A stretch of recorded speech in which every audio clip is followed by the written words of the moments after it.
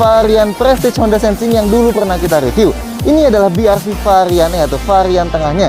Jadi BRV ACVT ini harganya waktu launching masih di bawah 300 juta.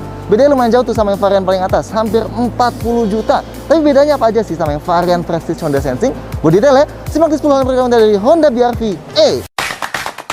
1. Varian dan harga.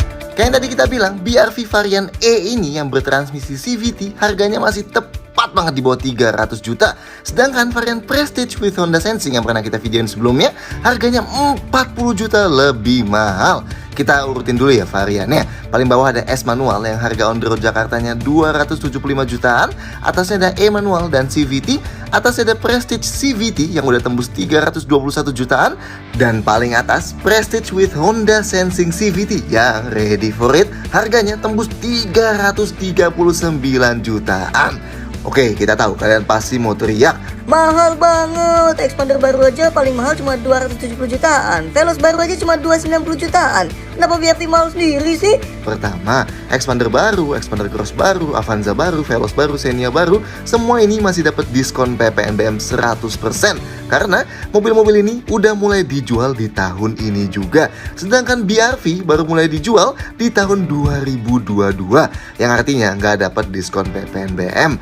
Kedua, harga Expander, Avanza, dan lain-lainnya tadi sebelum dikurangin PPNBM pun masih belum menyesuaikan dengan harga baru berbasis pajak emisi karbon. So, di tahun 2022 nanti bukan cuma mobil-mobil ini nggak dapat diskon PPNBM lagi, tapi harganya juga bakal berubah total karena penggunaan skema pajak emisi karbon yang baru itu. Sedangkan Honda bilang harga BRV udah langsung berbasis skema pajak emisi karbon, soalnya baru mulai dijual di tahun 2022.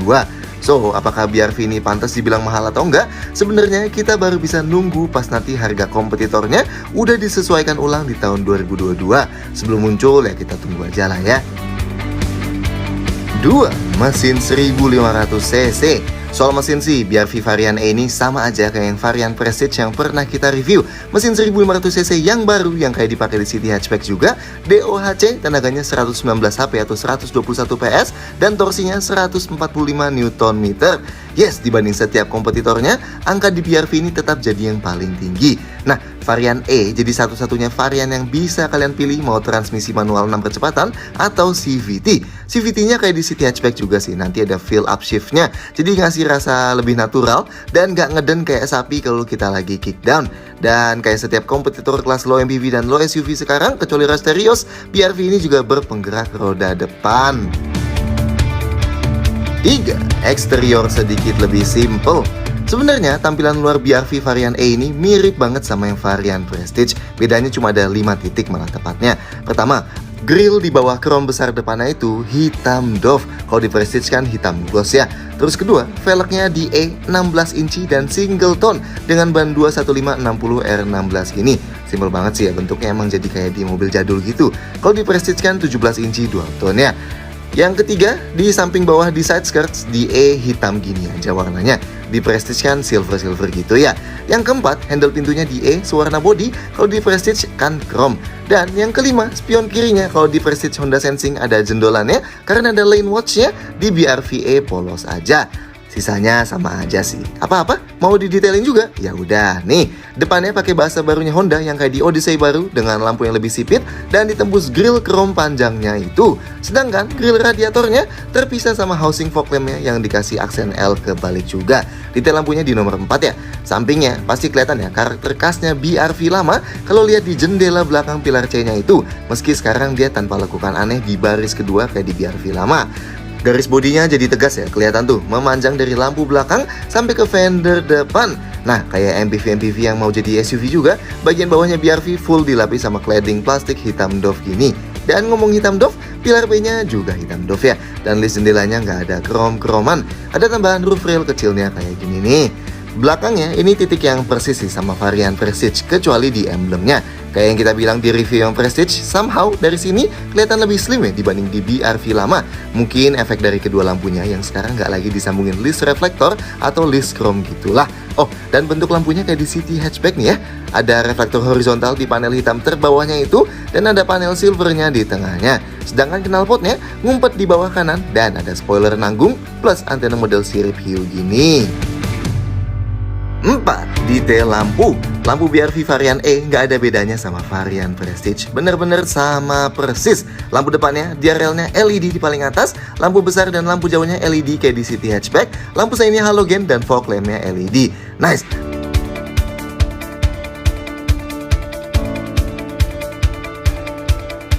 Lampu belakangnya, lampu malam dan lampu remnya LED. Cuman sayang lampu remnya nggak bisa kita tunjukin soalnya di disconnect nih di sini. Sedangkan lampu sein dan lampu mundurnya halogen ya.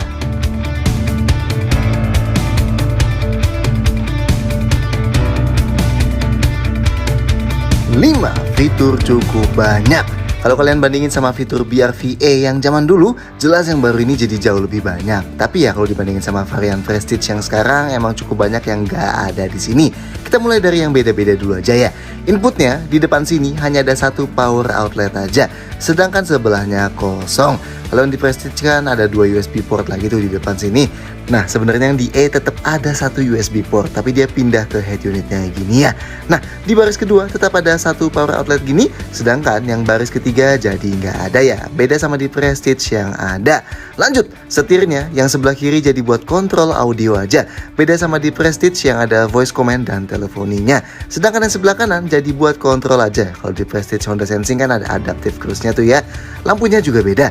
Di E ini nggak otomatis kayak di Prestige. Sedangkan wipernya sama-sama intermittent variable. AC-nya di E ini digital aja ada layarnya, tapi manual ya. Dibanding yang auto climate control di Prestige. Yang kiri buat atur kecepatan kipas dan yang kanan suhunya. Ada max cool buat langsung bikin dingin pol. Dan buat arahin angin ke kaki juga masih ada. Tapi tentunya karena di Prestige saja nggak ada defogger belakang dan depan, di sini juga jadi nggak ada.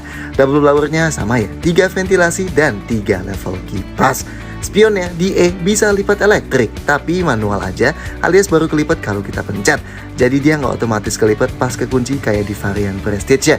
Head unitnya 7 inci juga kayak di Prestige, tapi modelnya beda. Framenya doff gini, ada tombol fisikal di sebelah kanan, dan tetap ada Apple CarPlay dan Android Auto yang disambung pakai kabel ya. Jadi kita bisa buka aplikasi kayak Google Maps, Waze, Apple Music, Spotify, dan lain-lain. Ada metode mirroring lain juga, tapi kita nggak cobain sih kayak gimana. Sisanya standar lah, radio, USB, Bluetooth, dan settingsnya yang unik paling bisa set buat pakai gestur multiple jari dan buat ganti-ganti wallpaper aja. Sisanya standar sih.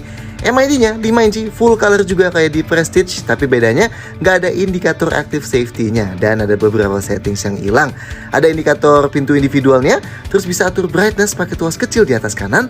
Isi MID-nya cukup komplit meski emang agak complicated sih ya. Pertama ada info sisa jarak berkendara, konsumsi rata-rata dan konsumsi real time. Ada waktu yang ditempuh udah berapa lama dan kecepatan rata-ratanya berapa. Dan kedua ini bisa diganti ya data dari trip A atau trip B.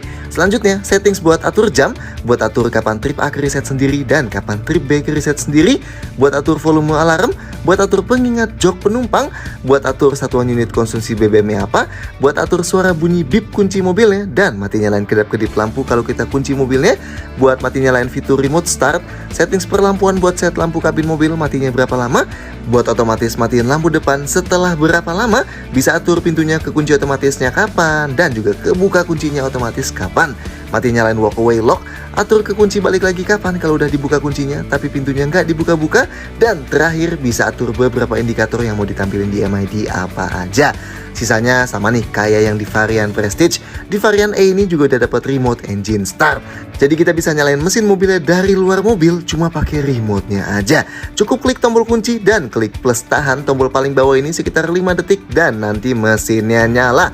Dan AC-nya juga bakal ikut nyala. Jadi kita bisa panasin mesin dan dinginin kabin mobilnya sebelum kita masuk ke mobil dulu.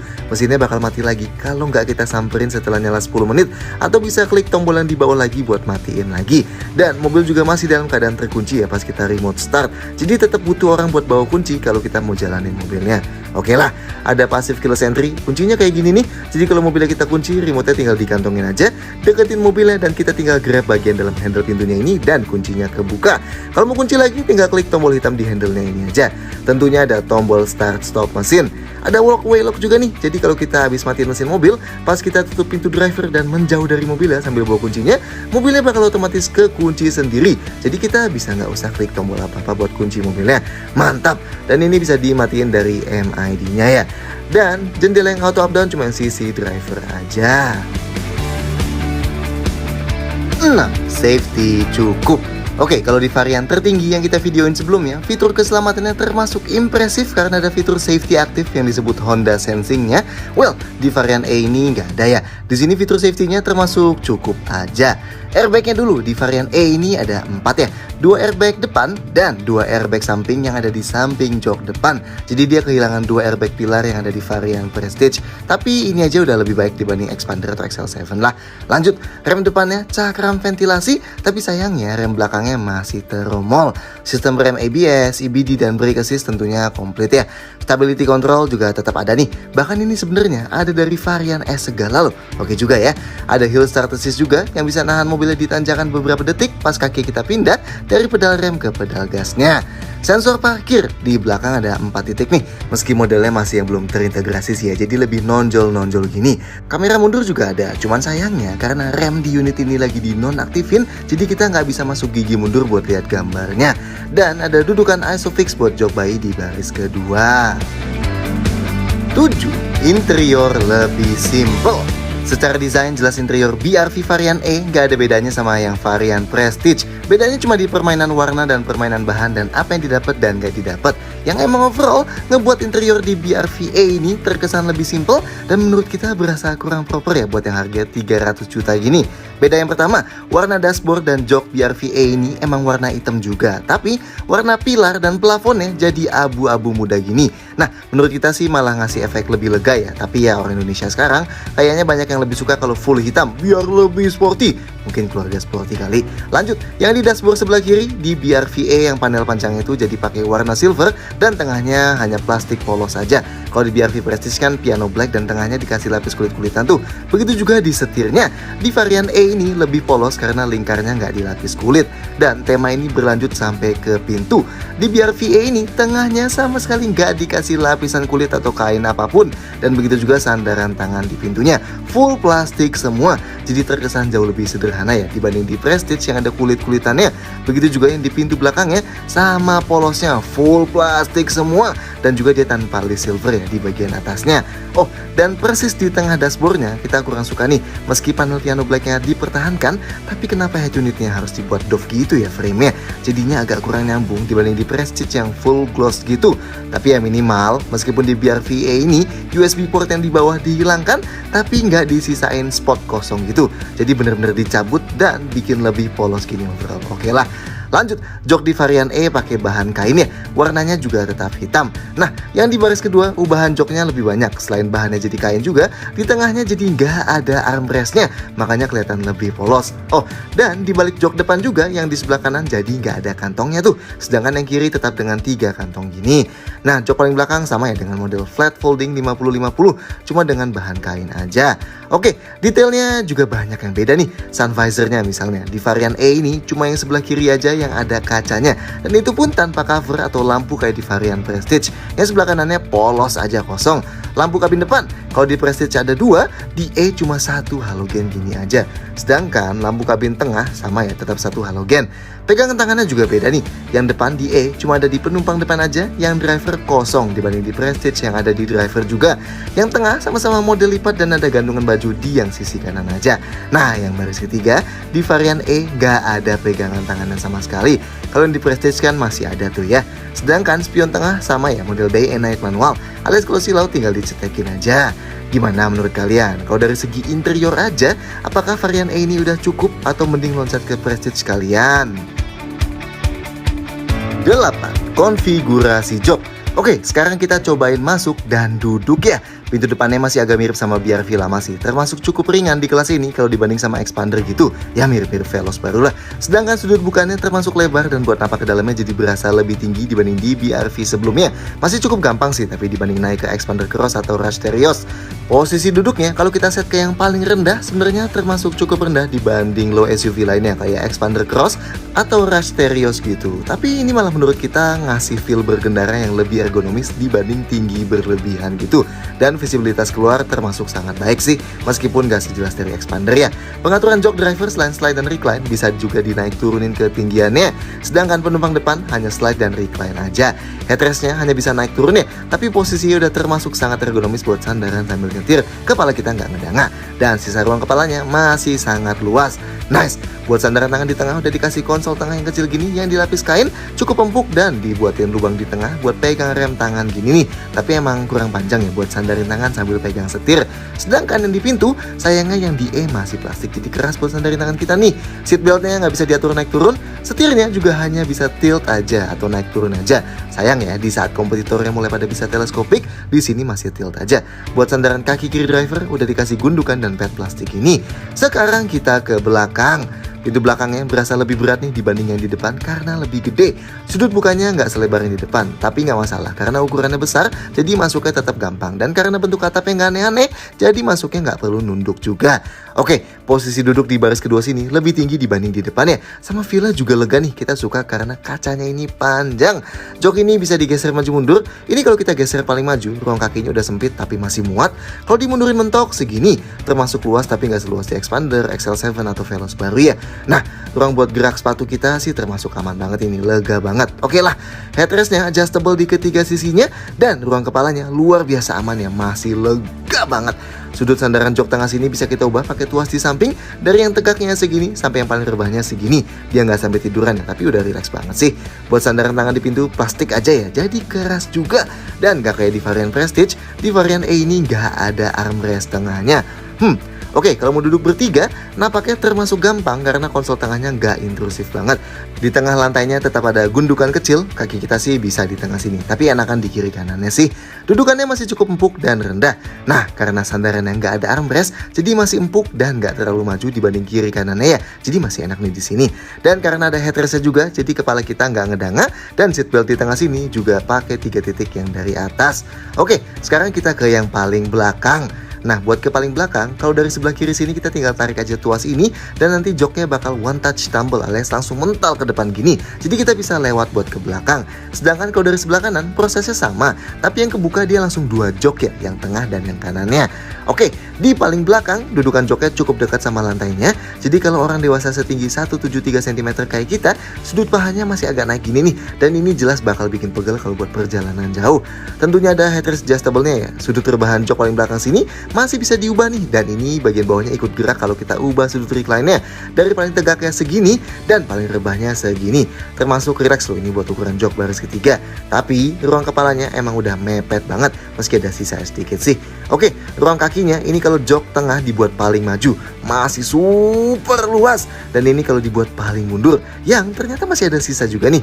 Not bad loh. Ini emang dimungkinkan karena jok tengah dan jok belakangnya dia cukup tipis ya. Meski emang gak setipis BRV yang pertama kali dulu sih, tapi mau agak tipis juga selama masih cukup empuk buat didudukin dan masih nyaman, menurut kita sih nggak masalah lah.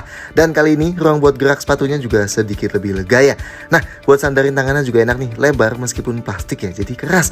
Dan di sebelah kanan juga sama persis. Sedangkan jendela di belakang sini emang nggak terlalu besar, jadi kita nengok keluar itu langsung ketemunya pilar gini. 9. Bagasi dan storage. Bagasinya BRV varian E juga udah nyambung sama passive keyless entry-nya ya. Jadi kalau mobilnya kita kunci, remote-nya tinggal kita kantongin aja, deketin mobilnya dan klik tombol yang panjang ini, dan pintu bagasinya kebuka, plus kunci semua pintu lainnya ikut kebuka juga. Ini bagasinya kalau semua jok lagi dibuka. Oke, detailnya ya. Bibirnya luas dan mengotak, dia cuma menyempit di bagian paling atasnya aja nih, gak masalah. Yang penting bawahnya lebar biar bisa masukin barang yang besar.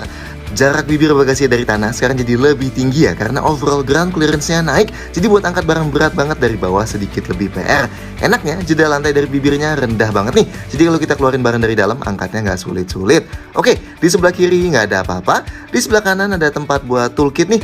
Nah, lantainya ini unik nih, tapi sebelumnya di bawahnya sini ada tempat buat turunin ban serepnya. Ban serepnya sendiri ada di bawah mobilnya ya. Oke, lantainya ini yang bisa kita lepas, jadi kita bisa bikin dia naik ke posisi yang lebih tinggi gini. Nah, kalau lagi kayak gini kita bisa naruh barang kecil yang nggak bakal kelihatan dari luar, jadi diumpetin ya. Dan ini kalau kita lipat jok paling belakang jadi rata gini. Cuman emang overall tinggi bagasi di paling belakang berkurang. Nah, kalau misalnya kita turunin, tinggi bagasi jadi bertambah. Cuman kalau kita lipat joknya, kita nggak bisa langsung geser barang ke depan. Oke, Jok baris ketiga, sudut rebahnya bisa diubah ya. Jadi kalau kita set ke paling rebah, otomatis ruang di bagasi jadi paling sempit tapi penumpangnya bakal paling nyaman. Kalau di set paling tegak, ruang bagasi jadi lebih besar tapi penumpangnya bakal nggak enak. Nah, jok baris ketiga bisa dilipat pakai konfigurasi 50/50. Bukan pakai tali ini nih, tapi pakai tuas di samping sini. Jadi kalau kita udah lipat satu, kita bisa masukin barang lebih besar sambil tetap ada satu penumpang duduk di paling belakang. Kalau dilipat dua-duanya dan lantai belakangnya udah dinaikin, nah jadi rata gini nih. Ada lubang kecil tapi nggak masalah, tetap bisa geser barang ke tengah sini. Jok baris keduanya juga masih bisa dilipat lagi, tapi harus dari depannya. Konfigurasi 40/60, jadi kalau kita lipat yang kiri dulu, jadi bisa masukin barang super panjang sambil tetap duduk dua penumpang di tengah. Kalau kita lipat semuanya, nah bagasinya jadi yang model rata gini nih. Jadi kita bisa masukin barang yang panjang banget kayak kasur misalnya. Tapi coba lihat, ada lubang yang cukup besar di tengah sini. Jadi kalau mau majuin barang, hati-hati jangan main dorong aja, nanti jatuh. Buat tutupnya disediain handle di sebelah kanan sini nih. Dan ada tombol kecil ini buat langsung kunci semua pintu lagi ya. Dan ini sisa storage di dalam kabin.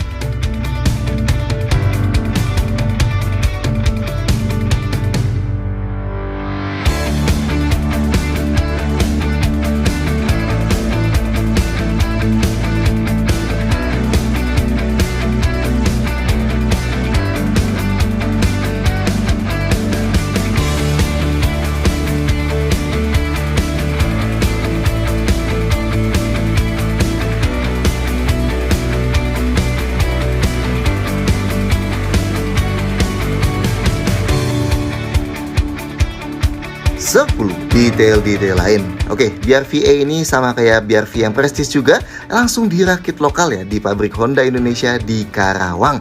Nice. Nah, kalau kita buka kap bensin ya, ada tulisan buat pakai bensin minimal RON 90. Jadi kita masih bisa pakai bensin kayak Pertalite, Shell reguler atau BP 90. Tapi tentu yang pakai spek di atasnya kayak RON 92 juga bisa lah ya. Detail soal platformnya nih, bodinya sekarang dibuat jadi lebih rigid karena pemakaian high strength tensile steel yang sekarang naik jadi 24%. Dan struktur pilar C, pilar D, dan bagian belakangnya dibuat lebih kuat. Nah, buat nambah lebih nyaman juga, bahkan ada bantalan pengurangan getaran tambahan di kursi. Buat ngurangin tembusnya suara mesin juga, sekarang ada penyempurnaan penutup kepala mesin. Kemampuan cover uretan yang ditingkatkan, side mounted dengan modul dinamis, dan peningkatan trans mounting dan dudukan torsion bar yang disempurnakan buat bisa ngurangin getaran. Terus buat ngurangin overall suara yang masuk juga, jadi ada peningkatan sistem insulasi di spakbor belakang, cover bawah, dan kap mesin. Dan ada spray foaming tambahan yang klaimnya bisa ningkatin kedap udara kabin lebih dari 60% dibanding BRV sebelumnya. Tapi ya semua ini cuma teori sih, sebelum kita bisa tes